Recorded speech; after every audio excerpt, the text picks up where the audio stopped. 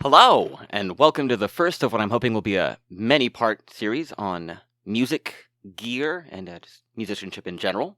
I'm calling Crust on a Budget. I'm open with these videos to give you some tools to fill, gaps that I've seen. Just in knowledge in general. Stuff that I wish I knew when I was starting off. Be very handy. Because you can put a lot of eggs in one basket, I guess so to say. And then it doesn't work out, and that always sucks. I want to give you things that are super versatile, super practical, super functional, that you can start playing as soon as you start a guitar. It's like as easy as a C chord, but you can take that with you through your whole trip. And I'll show you later on down the road how it becomes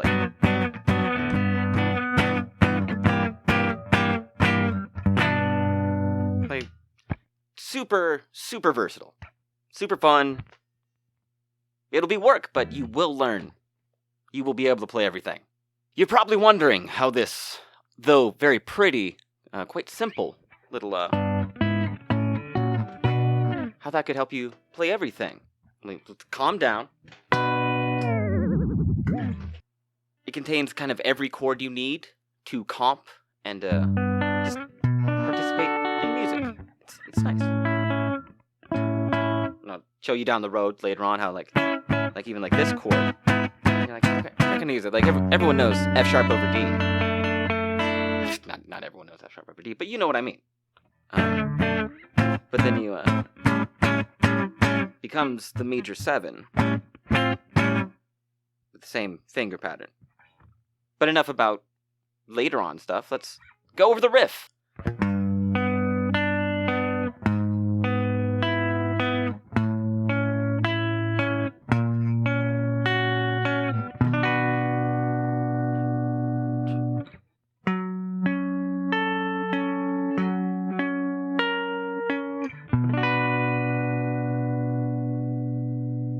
You don't have to shake the guitar if you don't want to, but I like to. It's a fun little riff. It begins on a G chord. Starts from the 3rd fret. We got our G in the bass on the low E string. I'm only saying that the note with the fret because I want to give you practical tools. And that's how you'll be able to play every song using the chords from this. Is by looking at chord charts after me and oh, that's a D major. It's B minor.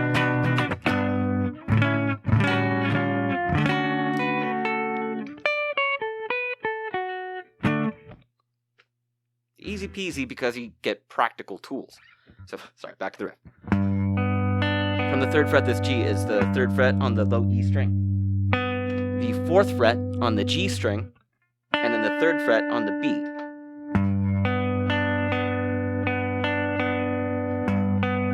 It's like one of these chords, but we take an octave down. I play in a trio. I like this chord. It's nice and open, leaves space. It's also good if you're in a packed kind of band, because it leaves space. Everyone could always use more space in music and playing. Like this is a lovely double stack, but give me that any day of the week, you know?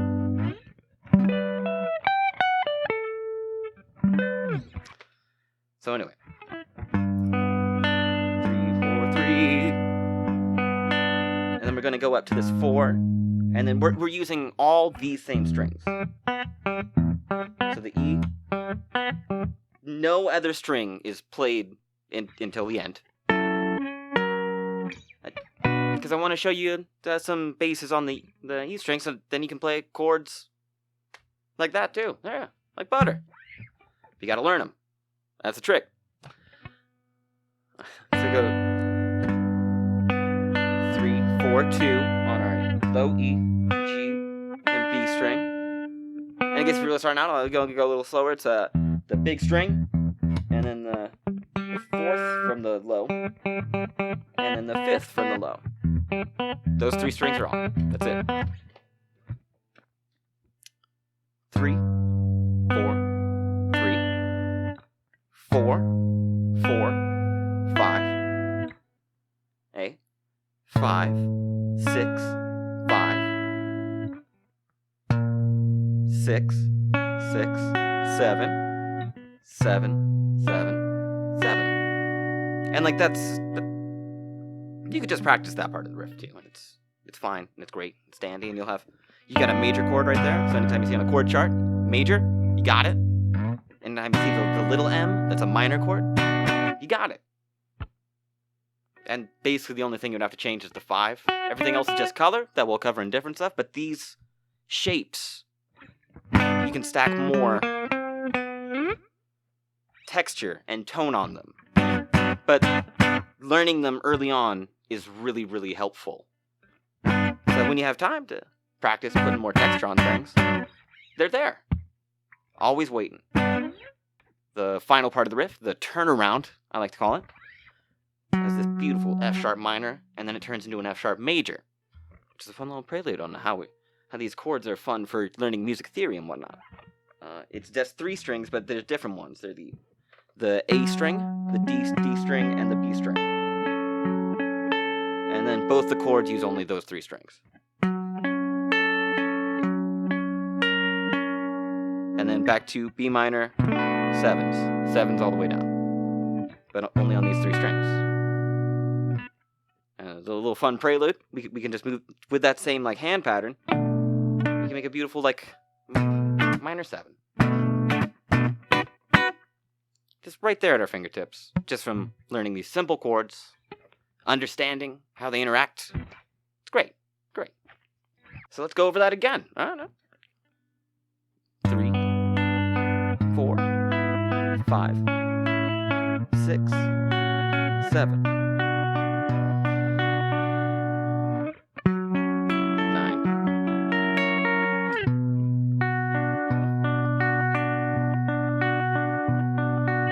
And it's okay to like just play with your fingers. I'm giving away my big surprise at the end. It's really good to get down, because if you know because now from the neck on the E string, these are your bass notes. G, so now you can look at any chord chart for any song. Someone says Wonderwall. Wonder why not play it? Huh?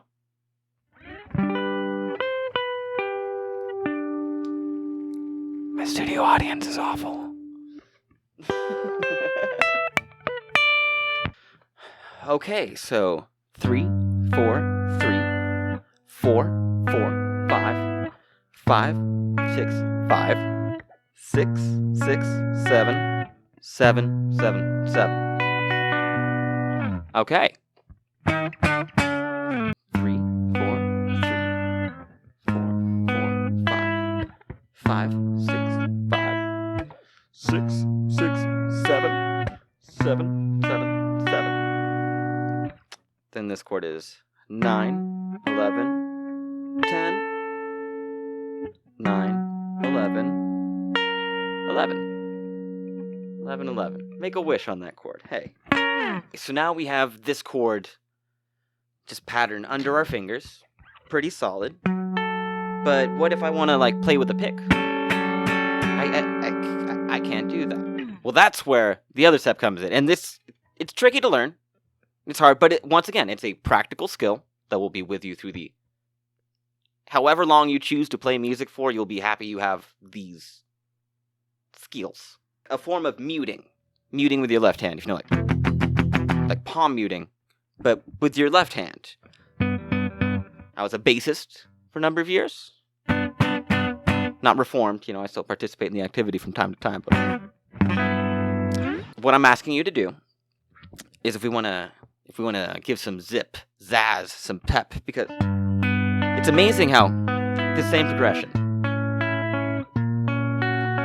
If I play it like this, it's very loathsome.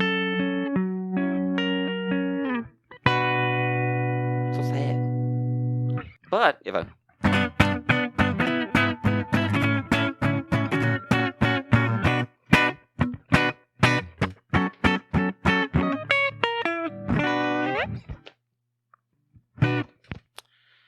so practice, kind of the trick with that is this guy is going to drag across. Just applying just a tiny bit of pressure. It's making contact with the string. As long as it doesn't sound louder than what's playing you're fine. You're golden. And it's a handy skill to have. Well, I hope you enjoyed this little lesson. I hope you enjoyed the video. Look forward to making more of these. Remember to like, comment, and subscribe if you like what you saw.